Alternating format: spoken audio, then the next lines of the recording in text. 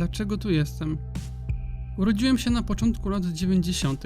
Rodzicom próbującym odnaleźć swoje miejsce w Polsce i jej nowym demokratycznym ustroju. Byli oni zawsze optymistycznie nastawieni do życia, pokładając przy tym całą swoją nadzieję w Bogu. Nauczyli mnie m.in. tego, że warto marzyć odważnie i te marzenia realizować. Od małego miałem zacięcia techniczne. Uwielbiałem rozkręcać urządzenia, aby zobaczyć, co sprawia, że działają. Samochodziki, miksery kuchenne, magnetowidy. Nic nie dało się przede mną ukryć. Gdyby ktoś mnie wtedy spytał, co jest moim największym marzeniem, to powiedziałbym, że zostać inżynierem i kreować nowe technologie. A najlepiej te w branży lotów kosmicznych. Pewnie dlatego wahadłowce długo pozostawały moim ulubionym pojazdem i pojawiały się na wielu moich rysunkach. Po beztroskim dzieciństwie nadszedł czas edukacji. Na szczęście lubiłem się uczyć. Jednak ten czas był huśtawką wrażeń.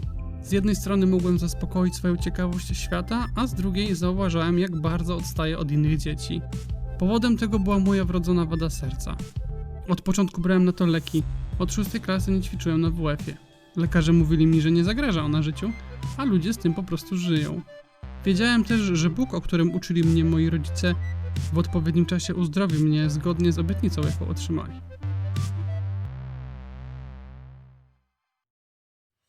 Jednak choroba przerwała mój pęd do wiedzy. Okazało się, że nie jest tak łagodna, jak się wydawało. Tamtej jesieni, zamiast pójść do szkoły średniej, trafiłem w ciężkim stanie do szpitala. Moja wrodzona wada serca kładła się cieniem na całe moje życie, ale dopiero wtedy zakryła je całkowicie. To był pierwszy raz, kiedy musiałem zostać w szpitalu na dłużej niż kilka dni. Była to dla mnie zupełna nowość. Kolejne moje lęki były przełamywane. Węflony, igły, wejścia głębokie? Po 2 tygodniach to była pestka, a miejsca do wkłucia wybierałem pielęgniarkom sam. Jednak leczenie nie pomagało. Dostawałem coraz silniejsze leki, a kurczliwość mojego serca spadała. Moje żyły na rękach były tak wyeksploatowane, że wkłucia miałem też na nogach. Mój stan nigdy nie był tak poważny, a tutaj stale się pogarszał. Lekarze przygotowywali nas mentalnie na możliwość przeszczepu serca. Wkrótce znalazłem się na pilnej liście oczekujących. Wszyscy byliśmy przerażeni nową sytuacją i tym, jak w ciągu zaledwie kilku tygodni nasz świat stanął do góry nogami. W tej sytuacji, jak w każdej innej, naszą najpewniejszą strategią było zaufać Bogu. Po 2 miesiącach bezowocnej walki o moje życie, lekarze podjęli decyzję o przekazaniu mnie do Śląskiego Centrum Chorób Serca w Zabrzu. Po raz pierwszy od przyjęcia znalazłem się poza murami mojego sterylnego więzienia. Świat wyglądał zupełnie inaczej, kiedy oglądałem go należąco. Wtedy po raz pierwszy leciałem samolotem i byłem najbliżej przestrzeni kosmicznej, której pragnąłem sięgać niż kiedykolwiek.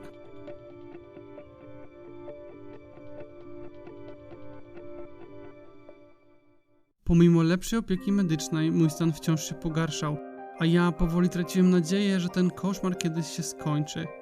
Jeszcze tego nie wiedziałem, ale wbrew pozorom Bóg cały czas działał. 20 listopada pewna osoba z naszego kościoła dostała słowo w najbardziej zaskakujący sposób. Bóg zwrócił jej uwagę na numery rejestracyjne samochodu, za którym jechała. Później na numery, które zostały napisane na szybie jej samochodu. Od wewnątrz, w nocy, kiedy ten pozostawał zamknięty. W obu miejscach było napisane 22122.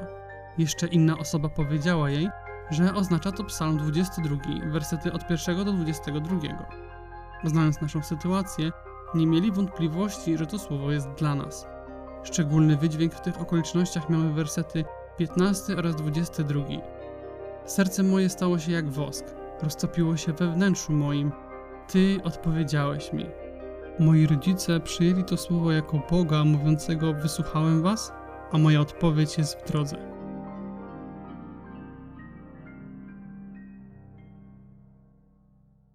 W tych dniach byłem już nieprzytomny i próbowano ratować mnie wszelkimi dostępnymi sposobami. Krótko po tym moje serce się zatrzymało.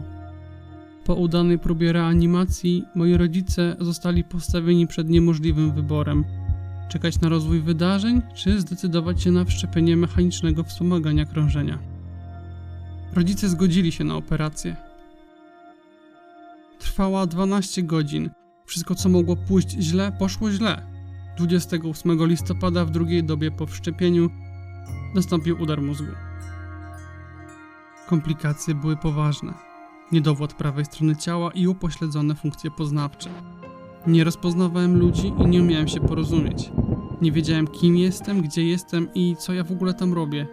Utraciłem świadomość swojego ja. Istniało tylko tu i teraz, zniekształcone przez leki, ból i uszkodzenia neurologiczne. W większości upiorne i groteskowe wizje. Słowem, koszmar na jawie. Przez kolejne miesiące na twarzach personelu dało się widzieć beznadziejne czekamy aż umrze.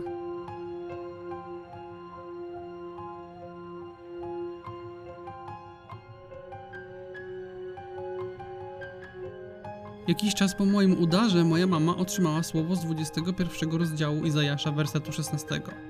Tak bowiem rzekł Pan do mnie: dokładnie za rok, obliczony ściśle jak rok najemnika, skończy się wszelka wspaniałość Kedaru. Kedar oznacza tutaj najeźdźcę, wroga, który zostanie pokonany. Dla moich rodziców symbolizowało to wszelkie przeciwności, które zostały postawione na naszej drodze. Ich pierworodny był już 3. miesiąc w szpitalu na drugim końcu kraju. Zdawało się, że to słowo zapowiada kolejny rok zmagań. Rodzice nie byli do końca pewni, jak ta historia się zakończy i jak będzie wyglądało Boże rozwiązanie. Zdecydowali się zaufać Bogu i powierzyć Mu swoje dziecko, tak jak zrobił Abraham ze swoim Izaakiem. Na święta Bożego Narodzenia przyjechało odwiedzić mnie moje rodzeństwo wraz z rodzicami. Wciąż nie rozumiejąc otaczającej rzeczywistości, myślałem, że przyjechali się pożegnać z umierającą babcią. Było mi bardzo przykro, że odchodzi ważna dla nich osoba, ale nie czułem przy tym żalu, że miałbym umrzeć. W ciemności minął nowy rok i styczeń. W lutym nastąpił przełom. Jakby ktoś zdjął ze mnie ciężką zasłonę. Zacząłem rozumieć, co się dzieje dookoła i gdzie jestem. Mój szpitalny pokój zrobił się pełen światła. Objawy udaru zaczęły się cofać, mogłem coraz lepiej kontrolować ruchy swoich kończyn. Bardzo to bolało, ale byłem w stanie zgnieść w ręce gumową piłeczkę, na której tak bardzo nie lubiłem trenować.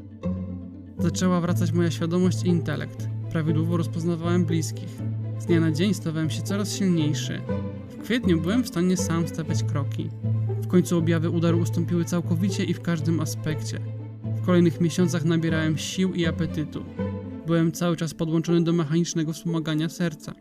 Mój stan się poprawiał na tyle, że spełniałem wszystkie kryteria do przeszczepu, który już wiedziałem, że jest konieczny. Podczas lata sporo się działo. Nawiązałem wiele przyjaźni, udzieliłem nawet kilku wywiadów. Miałem kilka niebezpiecznych przygód, w których otarłem się o śmierć. Od września kontynuowałem wcześniej przerwaną naukę. Pewnego listopadowego dnia otrzymałem informację o tym, że znalazł się dawca. Tamtego wieczoru wraz z rodzicami dziękowaliśmy Bogu, że dożyłem tej chwili oraz modliliśmy się o pocieszenie dla rodziny dawcy po ich stracie.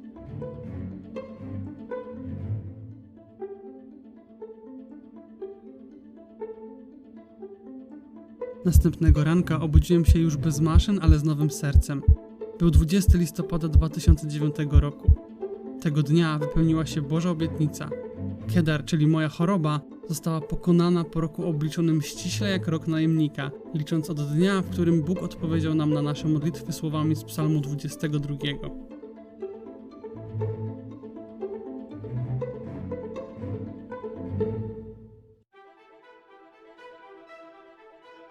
To wszystko wydarzyło się w poprzedniej dekadzie, a dzisiaj jest zaledwie wspomnieniem.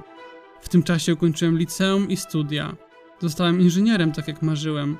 Do dziś w Zabrzu mam wielu przyjaciół, którzy wspierali moją rodzinę w trudnych momentach. Z radością odwiedzam pielęgniarki i lekarzy, z którymi tak wiele przeszedłem. Jestem wdzięczny Bogu za każdy nowy dzień. Przeżyłem dzięki Jego woli, którą już na początku mojego życia objawił moim rodzicom, obiecując im moje uzdrowienie. Po tym wszystkim, co z Nim przeszedłem, mam pewność, że On jest dobry i wierny swoim słowom. On kocha i nie zostawia swoich dzieci w potrzebie. Dlatego tu jestem.